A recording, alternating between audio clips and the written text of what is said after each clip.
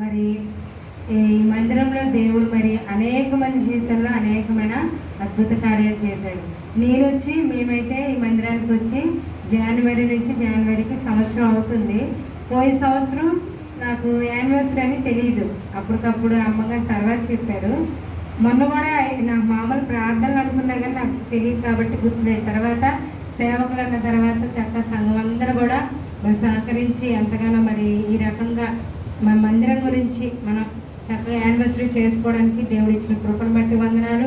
మరి అలాగే మా జీవితాల్లోకి వచ్చేసరికి దేవుడు ఈ సంవత్సరంలో కూడా మాకు అనేకమైన అద్భుత కార్యాలు చేశాడు. మరి అలాగే స్థలాలు కొనుక్కోవడానికి దేవుడు కృపనిచ్చాడు. మరి అలాగే మాకు కూడా ఆరోగ్యంగా ఉండడానికి దేవుడు కృపనిచ్చాడు. మరి మేము ఎప్పుడైనా బలహీనంగా ఉన్నా ఏదున్నా కూడా మరి అమ్మగారు అయ్యగారు కూడా మరి మామూలు కన్న తల్లిదండ్రులు అయితే వాళ్ళు ఫోన్ చేసి మాట్లాడి అంతకన్నా ఏం చేయలేరు. దూరం నుంచి గబుక్కున మనకు అక్కరంటే రాలేదు.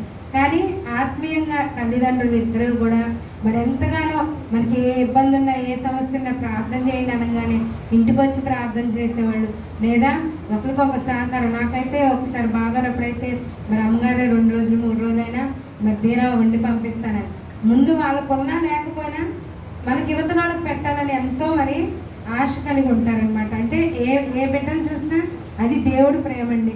మరి మన బంధువులైనా మనల్ని ఆ విధంగా మరి చూసుకోరేమో కానీ మరి సేవకులు మరి ఎంతగానో మా సందులో ఉండి మాతో ఉండడం అది మా క్షేమం అని మేము చాలా అదృష్టంగా భావిస్తున్నాం. మరి ప్రతి చిన్న విషయంలో ఏదైనా కూడా ప్రార్థిస్తారు. మరి చక్కగా అన్ని విషయాలు కూడా అమ్మగారికి చెప్పిన నేను ఎలా చేయాలా అని చెప్పేసి వాళ్ళు కూడా సహకారంగా మరి ఈ సంవత్సరంలో కూడా దేవుడు ఎన్నో కార్యాలు మా జీవితంలో చేశారు. మరి ముందు కూడా దేవుడు గొప్ప కార్యాలు చేయాలని, ఈ మందిరం పట్ల కూడా గొప్ప కార్యాలు చేయాలని నేను ఆశపడతాను. ఇచ్చిన సాక్ష్యం దేవుడు దీవించిన